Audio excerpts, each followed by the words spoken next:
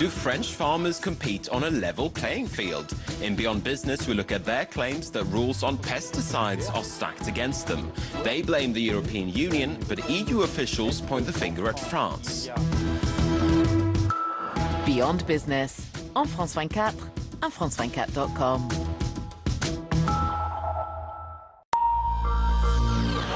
.30 p.m. here in the French capital. You're watching live from Paris on France 24. I'm Tom Burgess-Wilson with the top stories. Hand back power to the people. The African Union warns Burkina Faso's military regime that it has 2 weeks to give back power or face sanctions. Tragedy in Turkish waters. At least 24 people are killed and a dozen others unaccounted for after a boat carrying migrants sinks off the coast of Istanbul. And looking for answers, an investigation gets underway to try and establish why a Virgin Galactic spacecraft crashed on the weekend, killing one pilot and injuring the other.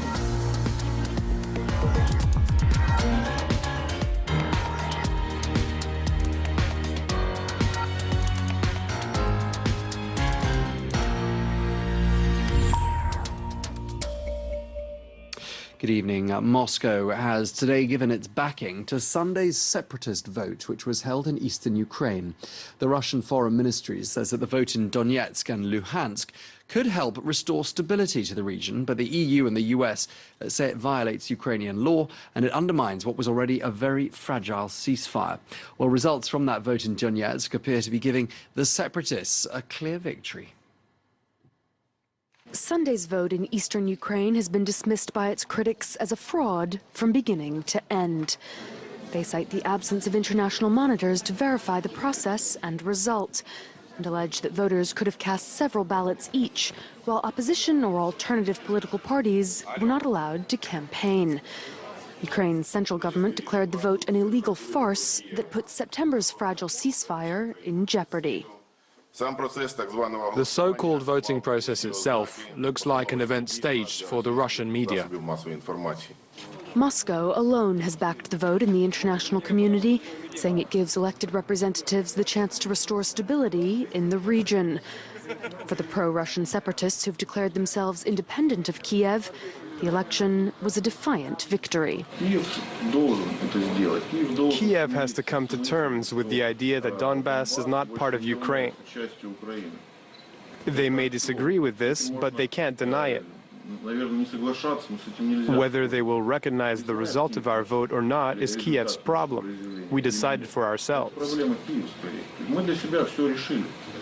Election officials said Alexander Zakharchenko won about 80% of the vote in Donetsk, and rebel leader Igor Plotnitsky a similar margin in Luhansk. Neither will be recognized by the international community, though. Both the EU and US have roundly condemned the election, while Germany warned it will only deepen the crisis. Well, for more on events in Ukraine and in the region, we're joined by our chief foreign editor, Rob Parsons. Clearly, Rob, the United States and the EU extremely irritated by those elections in eastern Ukraine at the weekend, as indeed Kiev was. Yeah, understandably from Kiev, they're going to be more than just irritated. In fact, we've heard from Petro Poroshenko, the president of Ukraine, that they're going to reconsider now the Minsk agreement by which the ceasefire was introduced in September a couple of months ago. The language that we've heard from Germany in particular was very strong. Angela Merkel describing it as incomprehensible that the Russians should give their approval for the vote in eastern Ukraine. Whereas in fact, the words that the Russians chose were quite interesting. They didn't use the word approve, but respect. They said they respected the vote in eastern Ukraine and felt that the vote gave the separatist leaders the mandate to negotiate with Kiev. The problem, of course, is that the leaders of the separatist forces in eastern Ukraine, Donetsk and Luhansk, made it absolutely clear that negotiation isn't on their agenda. And all the while, we're hearing reports about various Russian incursions. We've heard a long time, actually, about Russian incursions on Ukrainian sovereign territory, and it's back in the press once again. Yeah, the spokesman for the National Security Council in Ukraine spoke of a very large incursion and said that it's got to the point now where the Russian troops coming across from Russia are no longer even trying to disguise the fact that they're crossing into Ukraine.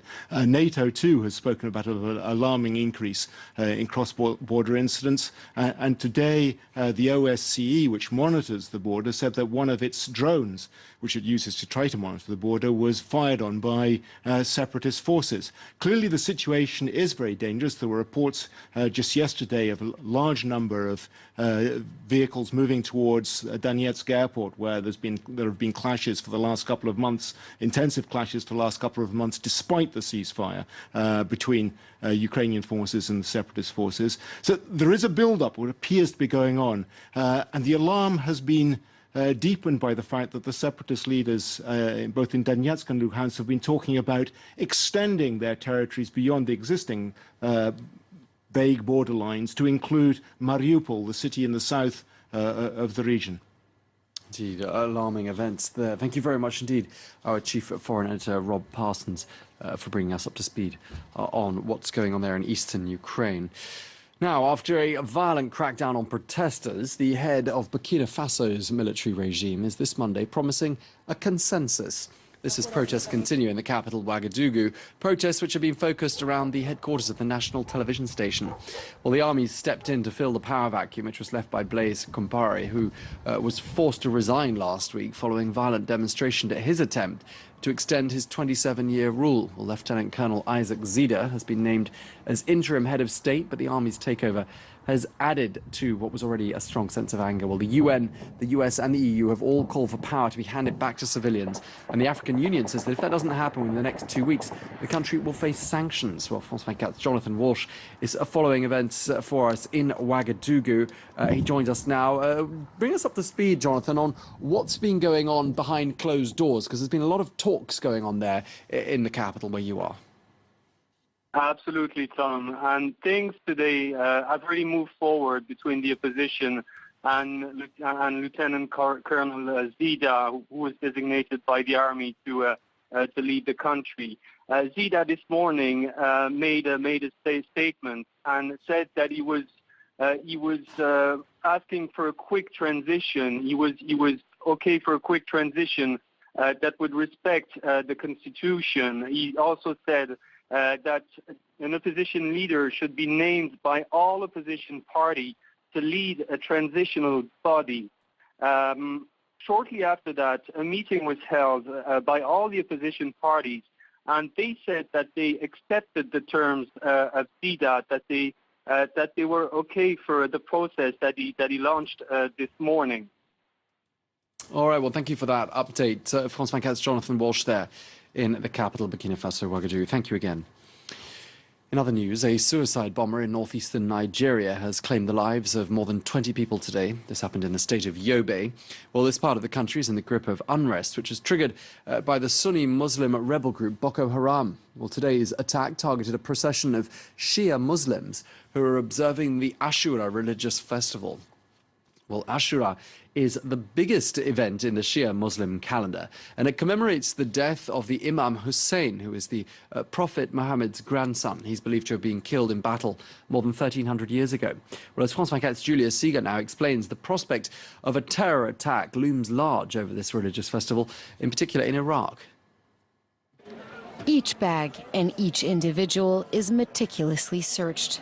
This year, Iraqi Shiite pilgrims are faced with stringent security checks as they observe the mourning day of Ashura, one of the most important dates in their religious calendar.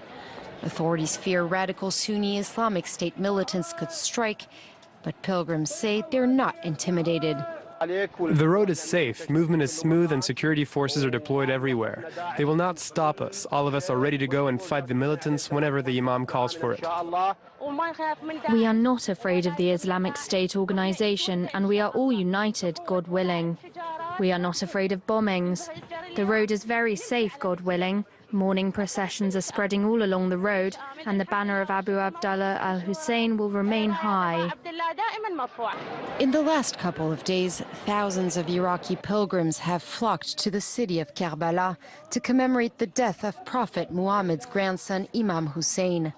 He died in the battle for the city in the year 680 and is one of the most respected Shia figure. Pilgrims may say they're not scared, but the threat of a terrorist attack is real. In the last few days, several bombings have targeted their community. In the latest incident on Sunday, an explosive device killed 14 people in the Sadr city area of Baghdad. Now, Ashura commemorations in Lebanon have been marked by a rare public appearance by the Hezbollah leader Hassan Nasrallah.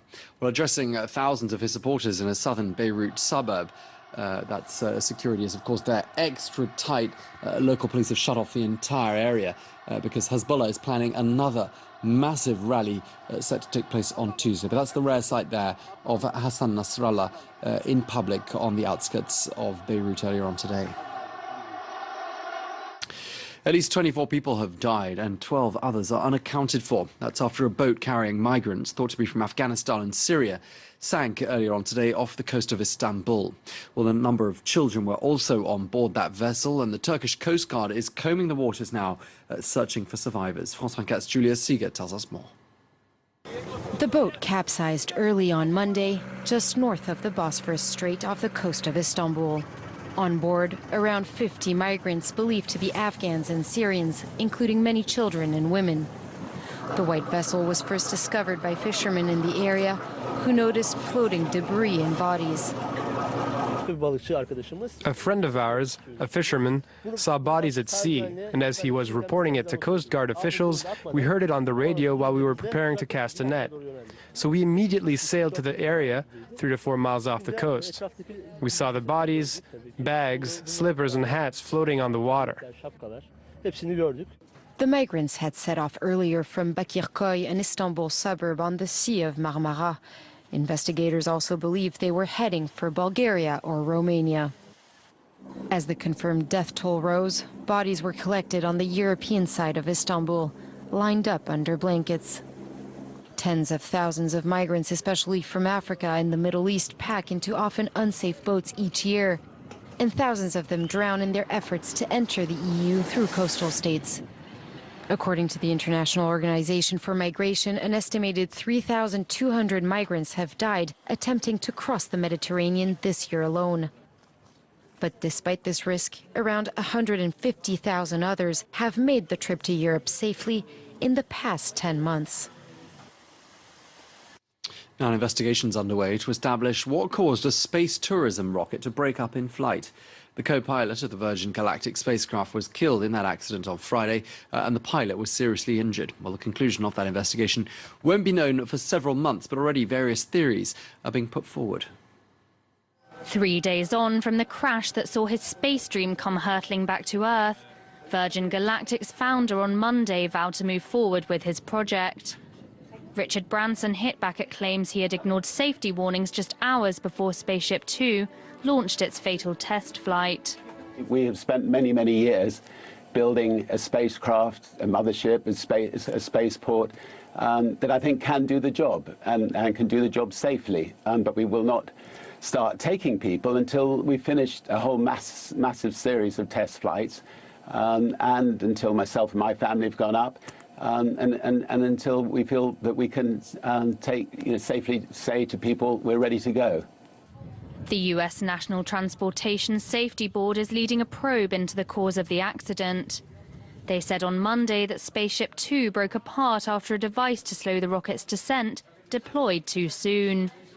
The finding moves away from initial speculation that an explosion brought down the spaceship.